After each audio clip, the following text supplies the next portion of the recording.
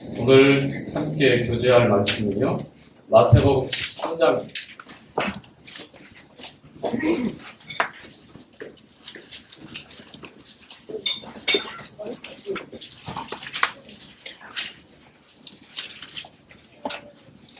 (13장)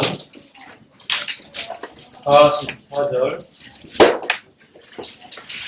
45절 46절까지 세 구절 말씀 읽도록 하겠습니다. 천국은 시작. 천국은 마치 밭에 감추인 보화와 같으니 사람이 이를 발견하고 숨겨두고 기뻐하여 돌아가서 자기의 소유를 다 그 밭을 부르니라. 또 천국은 마치 좋은 진주를 구하는 장사와 같으니 급히 값진 진주 하나를 만나매 가서 자기의 소유를 다 팔아 그 진주를 샀느니라. 오늘 제목을 이렇게 정해봤습니다. 예수님의 전부이신 교회. 한 번 더 말씀을 드릴게요. 예수님의 전부이신 교회. 자, 우리가 방금 읽었던 말씀과 제목과 무슨 연관을 지으시려고 이렇게 시작하는지 모르겠다. 연관성이 없지 않느냐라고 이렇게 아리송하게 처음에 생각하실 분이 계실지 모르겠어요. 그동안 우리가 하나님 말씀을 읽고 분별하고 또 우리에게 적용시킬 때에 바르게 하는 것도 있지만 오래전부터 그렇게 해왔기 때문에 아무런 생각 없이 지금도 동일한 방법으로 분별해서 적용을 하려고 합니다. 그러면 이제 하나님께서 우리에게 말씀하신 올바른 분별과 실행에 있어서 많은 장애물이 생기고 결국은 한계라고 하는 것은 나로부터 시작된, 즉 내가 중심이 되어서 하나님 앞에 인정받으려 하는 그런 끊임없는 시도를 말씀드립니다. 이것이 우리가 신앙생활하면서 경계해야 될 부분 중에 하나입니다. 우리가 읽었던 마태복음 13장의 그 44절부터 46절까지의 말씀은 천국은 두 가지 이제 비유를 말씀하시면서 같은 의미를 다른 모습으로 반복해서 설명하고 있는 내용인데요.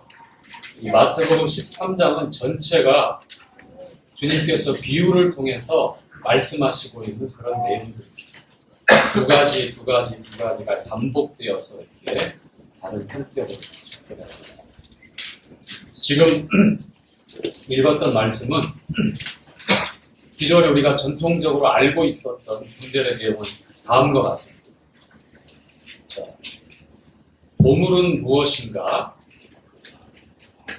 천국이다. 그리고 진주는 무엇인가? 극히 값진 진주는 무엇인가? 천국이다. 영적인 보화일 수 있고 그리고 하나님의 나라일 수 있고 그러면 진주를 구하는 사람이나 밭에 숨겨진 보화를 발견한 사람은 누구인가? 바로 우리다. 이렇게 전통적인 해석을 통해서 서로 진정한 가치 있는 것들을 위해서 그렇지 못한 것들을 포기할 수 있는 진정한 가치를 위해서, 진정한 목적을 위해서 그렇지 못하는 일시적이고 세상적인 유한적인 것을 미련 없이 포기하고 오히려 그런 것들을 다 동원해서라도 진정한 의미와 가치 있는 천국을 위해서 사는 것, 주님을 위해서 사는 것, 이것이 우리의 참된 삶이다. 이런 식으로 해석을 하고 적용을 했습니다. 그렇죠. 그런데 저는 중간중간에 이제 제가 잠깐 잡았기 때문에 아시는 분들은 아시지만 오늘 왜 이렇게 분별을 달리해서 적용을 해야 되는지 예수님의 전부이신 전부라고 하는 거예요. 여기가 이제 중요한 핵심 포인트. 저희 입장에서 그 소유를 다 남김없이 팔아서 전부예요, 전부. 발견한 보물과 극히 값진 진주를 사는데 아낌없이 다 소비해도 아깝지 않다는 그런 선택을 해요. 그런데 여러분, 전직하게 저도 그렇고요, 여러분 자신도 그렇고요, 이와 같은 시도를 한 번이나 해보았는가? 일부분의 시도가 아니라 말 그대로 전부예요. 전부 남김없이. 심지어는 여러분 자신의 생명까지라도 다 남김없이 내어놓고서라도 살만한 가치 있는 그런 행동과 결정을 해보았는가. 짐 엘리엇이라고 하는 그분이 우리 모임의 형제님이시잖아요. 에콰도르라고 하는 남미의 선교사로 갔다가 원주민들에 의해서 참 살해를 했지만 끝까지 저항을 하지 않고 그냥 그대로 받아들이고, 그런데 생전에 젊은 그런 형제님이셨지만 써놓은 전능자의 그늘이라고 하는 그 책 내용에 보면 참 감동적인 그런 그 신앙의 삶에 대해서 인기형식으로 혹은 경험에 대해서 참 좋은 내용들이 많아요. 그리고 대표적인 그 말 중에 하나가 유한한 것들, 세상에 있는 것들을 아니죠. 영원한 것을 얻기 위해서 영원하지 않는 것을 버리는 것은 바보가 아니다. 제가 바보 같아요. 예, 그게 잊혀지지 않고 두고두고 생각이 들죠. 그도 그럴 것이 그 삶 자체가 진짜 가치 있는 영원한 것을 위해서 영원하지 않는 것을 아낌없이 다 버렸어요. 뭔가 집착을 한다든지 애착을 갖고 있는다든지 뭔가 속에다가 미련을 두고 있었던 그런 이유가 있었어요. 삶을 통해서 분명히 간증했고, 그리고 가장 귀한 생명을 바쳐서 그것을 증명했던 그런 형제님이셨죠. 미루어서 이런 간증과 이러한 삶을 보면 전통적인 이 말씀에 대한 해석도 적용하는 데서 무리가 없겠다라는 생각을 하지만, 그러나 이와 같은 예는 많이 극소수입니다. 우리가 따라가고 싶고 본받고 싶고 주님이 그렇게 그 삶을 끼쳐주셨을 뿐만 아니라 주님의 그 가신 그 삶의 길, 생명의 길을 짐 엘리엇이라고 하는 30이 넘지 않은 20대의 선교사로 나가서 동료들과 함께 그렇게 무참히 살해당하는 그 자리에서 끝까지 그리스도의 사랑으로 감내했던 뿐만 아니라 기록되어져 있지 않지만 무명의 그리스도인들, 기독교 역사에 보면 그렇게 살다가 숨진 그러한 믿음의 인물들이 얼마나 많이 있어요. 놀랍죠? 사실 그분들의 삶을 추억하고 생각하면 정말 옷깃을 여밀 수밖에 없는 자연스러운 모습이 나타나는데, 물론 저희들이 그러한 삶을 나와는 관계없고 나는 불가능하다라고 먼저 이렇게 선을 긋고서 분별하고 실행하자라는 그런 의미는 전혀 없습니다. 그런데 그 삶이 가능할 수 있었던 것은 예수님의 전부이신 교회, 그 교회가 바로 구원받은 성도들의 각각 모여있는 모임이잖아요. 그렇죠?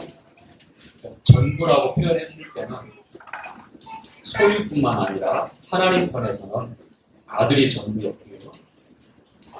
말씀이신 하나님의 아들로 오셔서 전부라고 하셨을 때는 당신의 생명을 내놓는 일이었어요.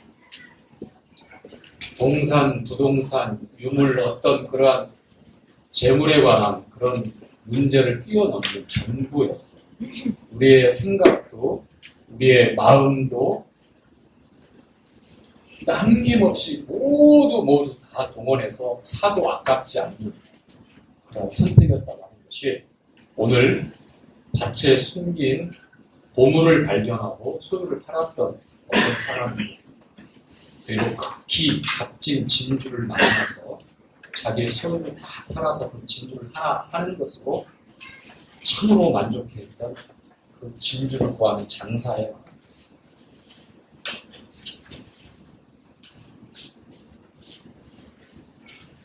여러분 혹시 여러분 보석이라고 생각해 본 적 있으세요?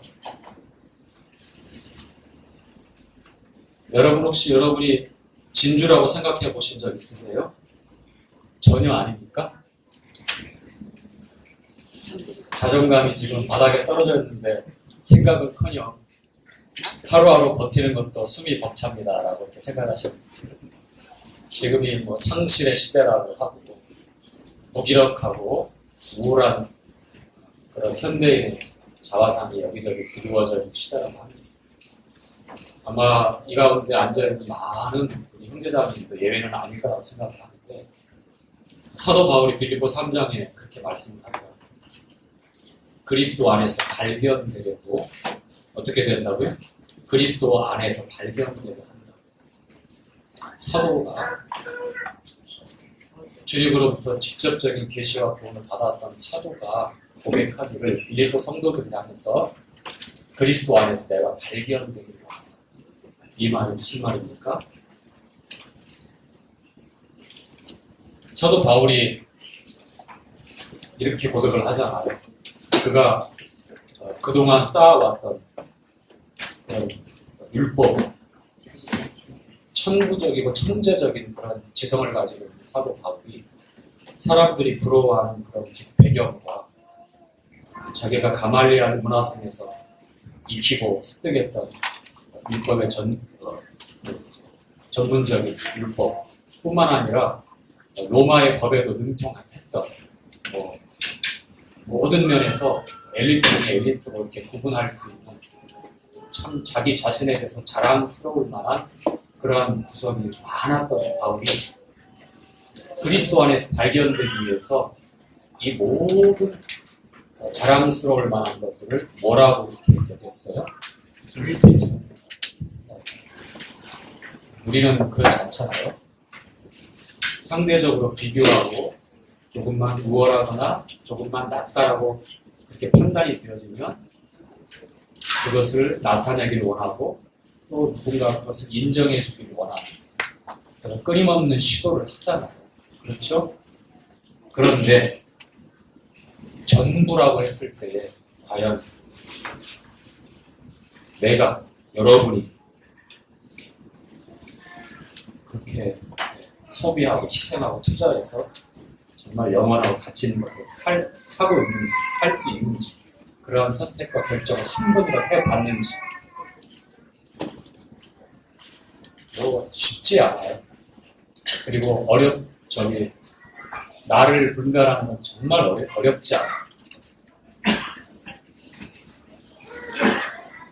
여러분 지갑, 여러분 호주머니에 있는 것, 여러분이 뭔가 귀중하다고 생각하는 것 어떻게 관리하고 사용하는지 보면 쉽게 알 수 있어요. 전부라고 하는 하나님 앞에 전부를 다 들여서 천국을 구하고 천국을 위해서 살려야 되겠어요. 굉장히 단적인 예지만 이 한 가지만 봐도 우리가 이 말씀에 비교해서 나한테 적용한다고 하는 건 무리수다라는 것을 금방 알 수 있어요. 그렇지 않습니까? 자, 그렇다면 제가 여러분들을 본론으로 이제 이끌어 가도록 하겠습니다. 나를 보석이라고 생각해 본 적이 없고 내 자신을 진주라고 한 번도 생각해 본 적이 없기 때문에 물론 이제 지금부터 말씀을 풀어서 교제하면 아하, 내가 보물이었고 보석이었고 하나님께서 구하시는 극히 값진 진주였다는 것이 하나님 말씀에 기록이 되어져 있어요. 자, 출애굽기 28장을 한번 볼까요?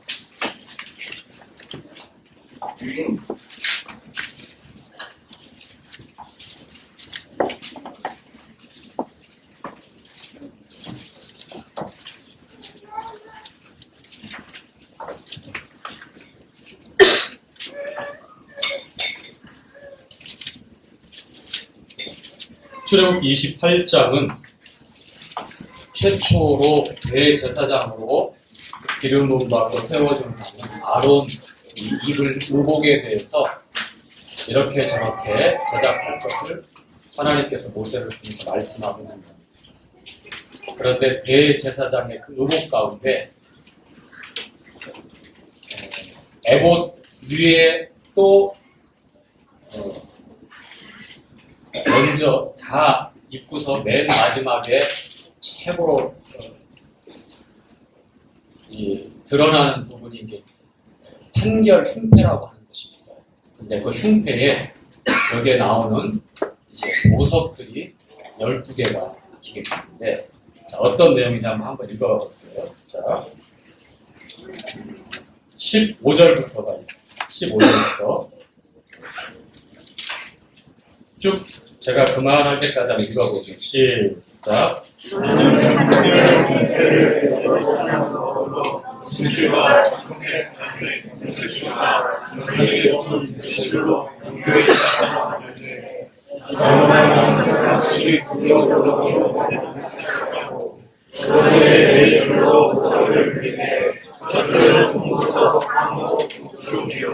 둘째 줄은 성류석, 남보석, 셋째 줄은 호박, 100만원, 자수정이요.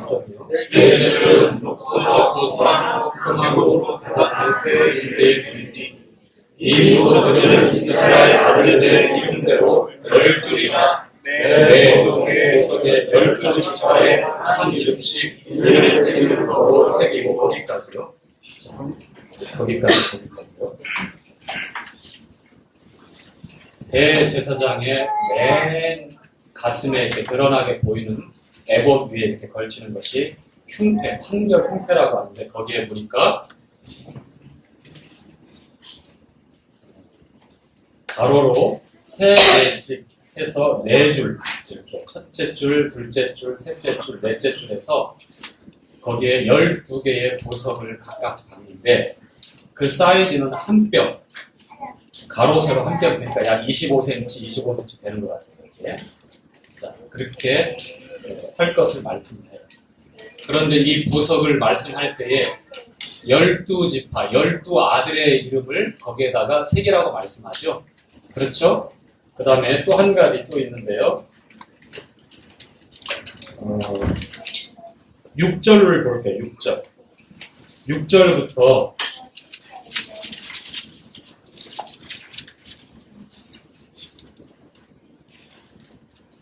6절부터 함께 읽겠습니다.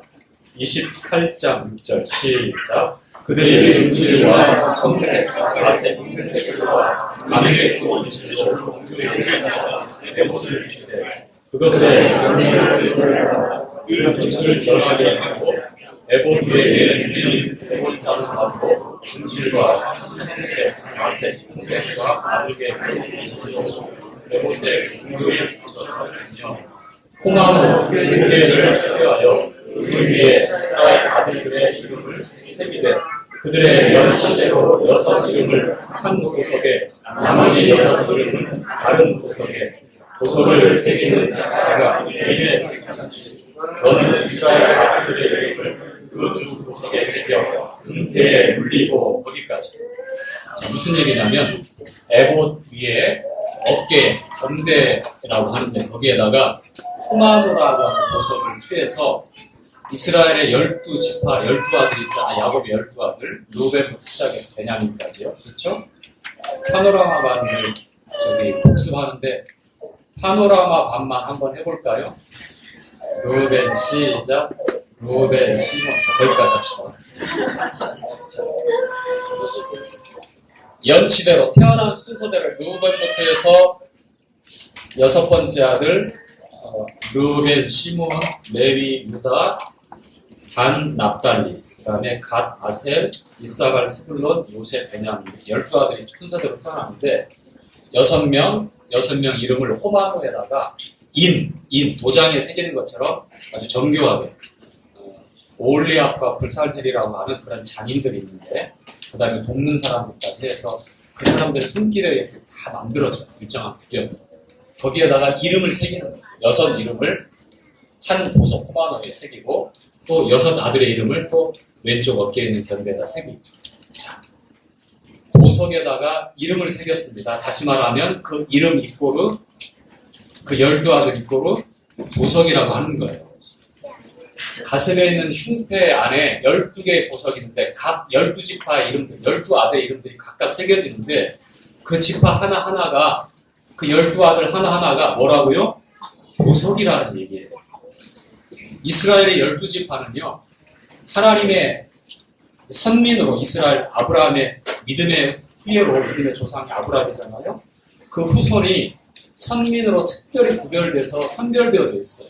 이것은 오늘날 신약 성도들을 예표하고 있습니다. 그래서 이스라엘 12지파를 보석이라고 했을 때는 신약교회 성도들이 보석이다라고 하는 거예요. 여러분 각자가 호마노 혹은 에메랄드, 사파이어, 자수정, 비치오 이렇게 불려지는 보석이라고 하는 거예요. 성경에서 말씀합니다. 어떻게 내가 보석이 될 수 있어요? 이렇게 주름지고 이렇게 세월의 흔적으로서 하얗게 서리가 되게 하는 어떻게 보석이 될지 모르겠어요. 우리 아이들, 초등부 아이들, 그 다음에 우리 영아부 아이들은 보석이라고 하면 조금 고개가 이렇게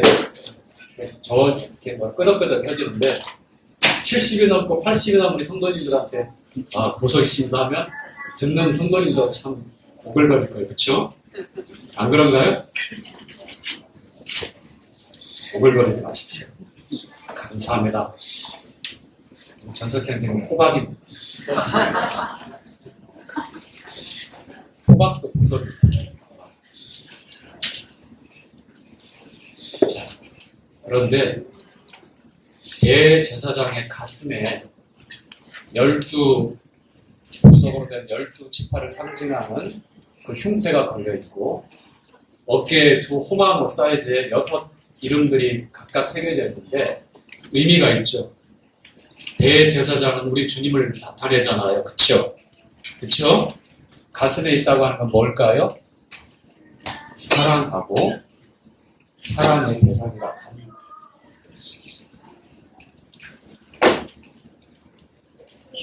우리가 주님을 이해하고 받아들일 때에도 내가 보석이 되었다고 하는 것 받아들이는 것이 낯설 수 있지만 가슴의 위치에 있어요.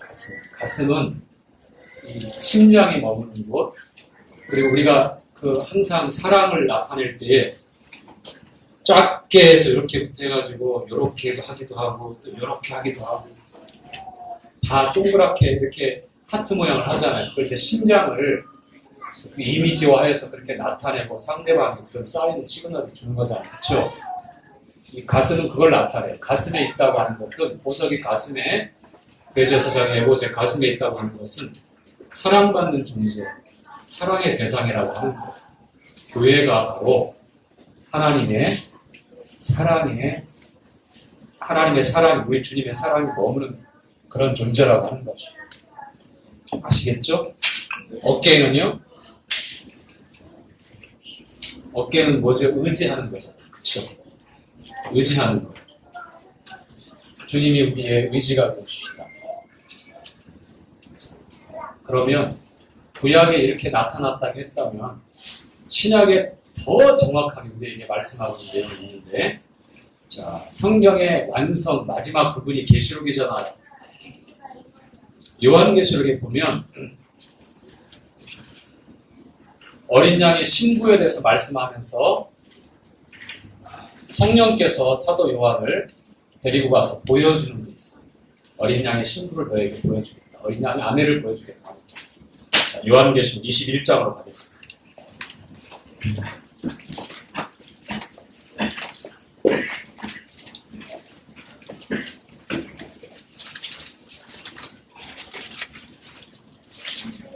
요한계시록 21장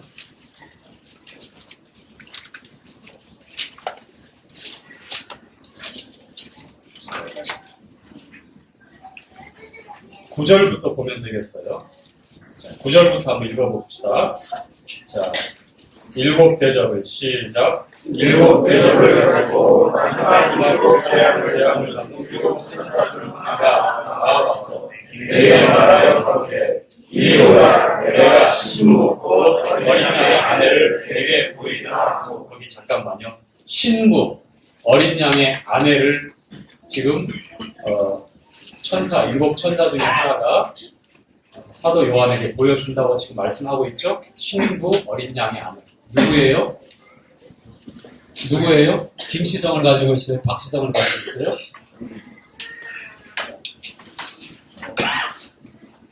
여기서 신부는 누구를 가리키죠? 어린 양의 아내는 누구를 가리키죠? 여러분 다 알고 있죠? 답변하세요. 오늘 일찍 끝내드리려고 했는데 교회죠, 교회. 교회예요. 예수님의 전부이신 교회. 에베소 1장 마지막 절에 보면 만물을 충만케 하시는 자의 충만, 교회라고 말씀하시잖아요. 만물을 충만케 하시는 분이 누구예요? 하나님이잖아요. 우리 주님이잖아, 예수님이잖아요. 예수님의 충만이 무엇이냐? 교회라고 하는 거예요.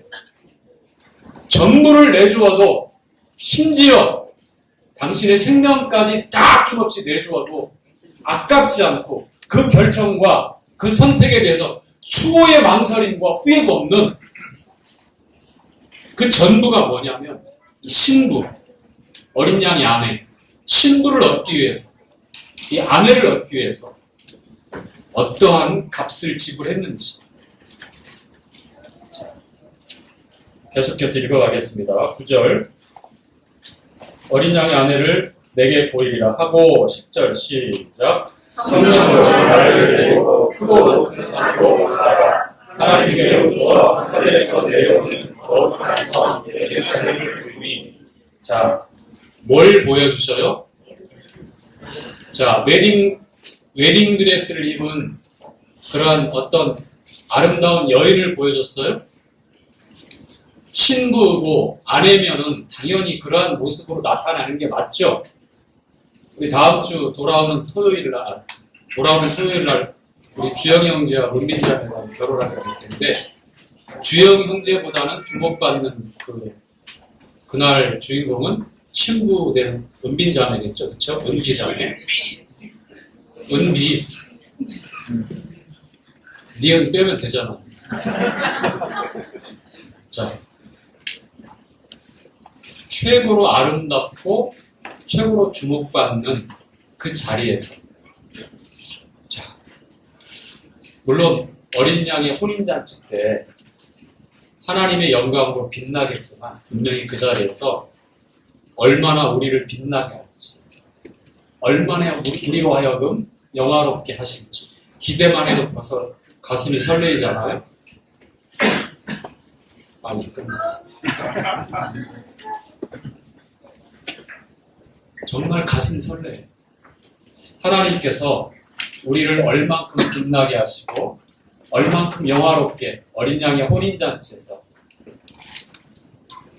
우리 교회를 향하여 얼마나 기뻐하실 그 미소를 교회를 향해서, 자, 보여주겠다고 했는데 하늘로부터 내려오는 새 예루살렘 성을 보여주셨어요. 다시 말하면 신부, 어린 양의 아내는 하늘로부터 내려오는 새 예루살렘 성을 지금 나타내고 있는데, 왜 그러냐면 인격체가 아닌 것처럼 이렇게 왜 건물, 이 도시, 이 시티라고 하는 이걸 보여주냐? 왜냐하면 이 성은 햇빛이 쓸데없습니다. 성전이 따로 없어요. 하나님이, 어린 양이 빛이 되어주시고 성전이시기 때문에 어린 양이 그 중심에 계시고, 그리고 그 안에 교회가 함께 있어요. 한 몸. 그래서 이 새 예루살렘 성은 단순히 어떤 도시가 아니라 주님과 한 몸으로 있는 성도들이 다 거기 있기 때문에 어린 양의 신부, 아내, 신부라고 이렇게 소개되어지고 있는 거예요. 그런데 이어지는 말씀에 보니까 보석, 진주가 등장해요. 왜 밭에 숨겨진 보물이라고 말씀을 했고 극히 값진 진주라고 말씀을 했을까? 천국이라고 그것을 또 주님이라고 분별해도 큰 무리가 없을 텐데, 그런데 정확하게 우리가 말씀을 분별해서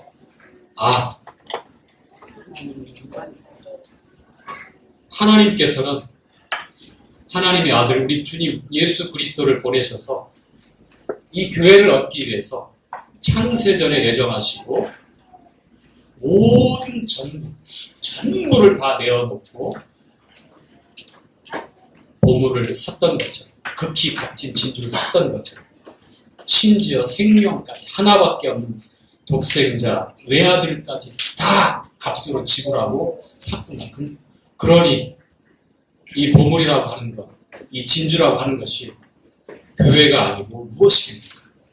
얼마나 값어치 있고 여러분이 예수님의 전부라고, 예수님의 전부가 되었다고 하는 이 사실이 우리로 하여금 하나님께 나아갈 수 있는, 또 그리고 순종할 수 있는, 그리고 헌신할 수 있는 그런 동기부여를 얼마든지 할 수 있고요.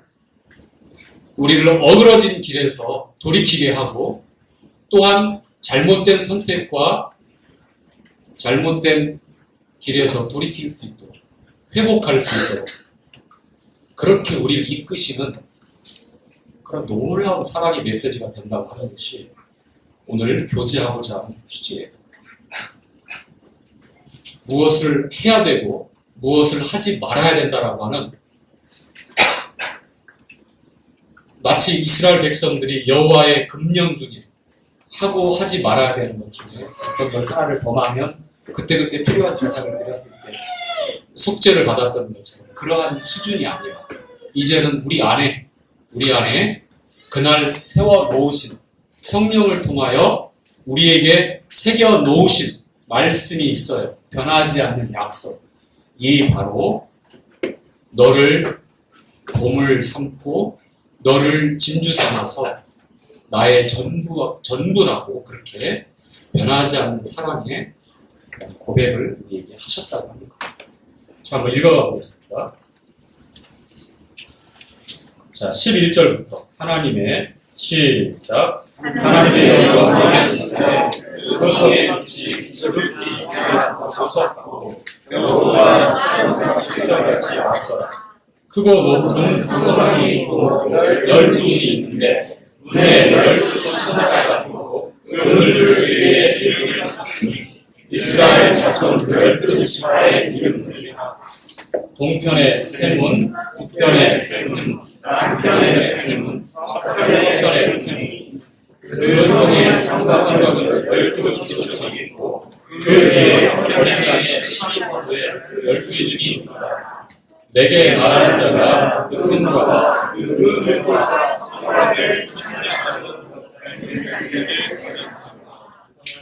자, 계속 읽어가세요. 시작. 그가 이대로 그 승을 천냐하니 22,000스타디움의 장과 강과 고가 있더라. 그 성곽을 천냐함에 144규빗이니 사람의 전으로 천사의 전이라. 그 성곽은 벽으로 쌓였고 그 성은 정금인데 맑은 금이 있더라. 그 성에 성곽에 비춰서 색 보석으로 그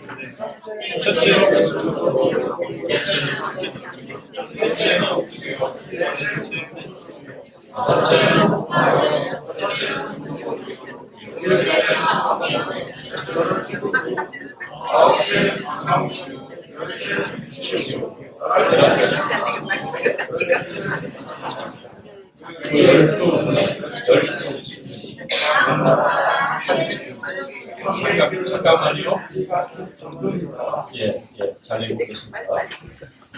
자, 12기초석이 12보석으로 나오죠. 그쵸? 그쵸? 그리고 12문인데 그 문마다 진주 하나로 되었다고 하죠. 자, 여러분 왜 극히 값진 진주라고 말씀하셨는지 아시겠어요? 여기서 언급하고 있는 문이 진주이기 때문이 아니라 진주는요 조개 안에 눈에 보일까 말까 하는 이물질이 들어가면 그 부드러운 그 조개 속살을 보호하기 위해서 탄화칼슘이라고 하네요. 단백질하고 같이 해서 그 애들 아주 느릿느릿해서 그 이물질을 쌓아요. 부드럽게. 그래서 시간이 갈수록 어떻게 될까요? 진주가 생겨지는 거예요. 다시 말씀드리면 진주는 고통의 산물이에요. 교회가 왜 진주인지 아시겠어요? 우리 주님이 어떠한 희생과 고통을 통해서 교회를 얻으셨는지 아시죠? 왜 예수님의 전부가 교회인지 진주를 통해서도 우리는 잘 알아야 합니다. 교회는요, 말할 수가 없는 우리 주님 예수 그리스도의 고통을 통해서 얻어진 그런 보석이에요. 그런 진주예요. 우리가 믿음으로 하나님의 은혜를 통해서 믿음으로 구원받지만 우리에게는 거저 주시는 너무나 황송한 은혜이지만 우리가 조금만 생각하면 하나님께서 지불하신 그 대가가 무엇이며 하나님의 아들 우리 주 예수 그리스도께서 어떠한 희생과 고난을 통해서 우리를 얻기까지 전부 자기 소유를 다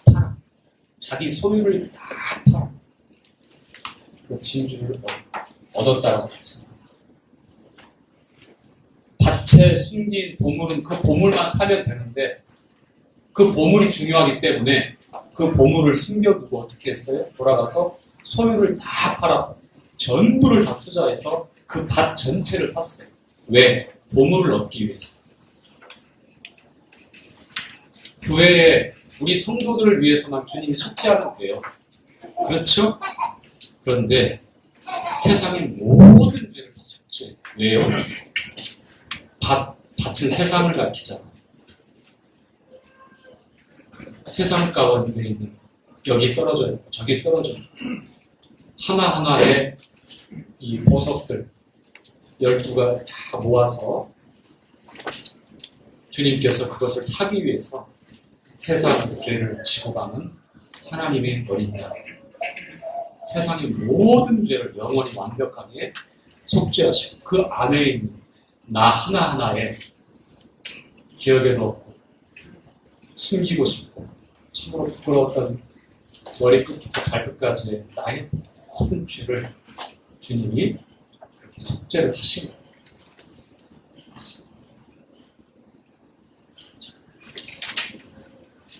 계속해서 마지막 구절까지 읽도록 하죠. 21절 한 번 더 시작. 그 12는 열두 진주니 하나하나 한 진주요 성에게는 맑은 유리 같은 정금이다. 자, 거기까지 읽고 마치도록 하겠습니다. 자, 새 예루살렘 성을 신부 어린 양의 아내라고 성경은 말씀하시면서 어떻게 되어져 있는지 우리가 읽었던 말씀을 보니까 각종 보석으로 되어져 있고 그리고 진주로 이루어졌다고 말씀을 합니다. 실제적으로 우리가 그것을 보고 느끼게 될 거예요. 우리가 영화로운 주님처럼 변화되어지고 부활해서 새 예루살렘 성, 즉 사람의 손으로 짓지 않은 내가 너희를 위하여 처소를 예비하면 내가 다시 와서 나의 있는 곳에 너희도 함께 있으리라. 마음에 근심하지 말라. 염려하지 말라. 내가 다시 오겠다고 주님 말씀했는데 바로 이 새 예루살렘 성. 그 앞장에 가면 계시록 17장에 보면 이 음녀에 대해서 설명을 하고 있어요. 거짓 종교, 배도의 종교. 에큐메니칼 정책을 통해서 종교 다원주의를 포방하며 예수님 외에도 구원이 있고 여기도 괜찮고 저기도 괜찮고 다 산 정상에 오르는 길은 여러 길이 있다. 이쪽 길 저쪽 길 저쪽 길. 그렇지만 정상에서 다 만나지 않느냐라고 하는 굉장히 혹하는 논리로 그렇게 종교 통합을 해서 결국은 이 성경에서 말씀하고 있는 그 음료가 바로 그런 오직 예수 그리스도가 아닌 다른 길, 다른 방법으로 그렇게 하나가 되어집니다. 그런데 그 음료를 가리켜서 맨 마지막에 보니까 땅의 왕들을 다스리는 큰 도시라고 바벨론 그렇게 말씀하고 있어요. 그러니까 어떤 도시, 어떤 그냥 조그마한 캐슬 성이 아니라 어떤 큰 도시가 의인화되어서 음료로 그리고 이 새 예루살렘 성은 신부 어린 양의 아내로 이렇게 성경에서 증거하고 있습니다. 읽었던 말씀을 종합해서 보면 왜 밭에 숨겨진 보물이라고 했는지 보석이 이스라엘 12지파를 상징하는 각각의 보석이 대제사장 우리 주 예수 그리스도를 나타내고 상징하는 대제사장의 가슴에 그리고 그 견대에 이름들로 뚜렷하게 새겨져 있습니다. 보석이라고 하는 12지파 교회가 그렇답니다.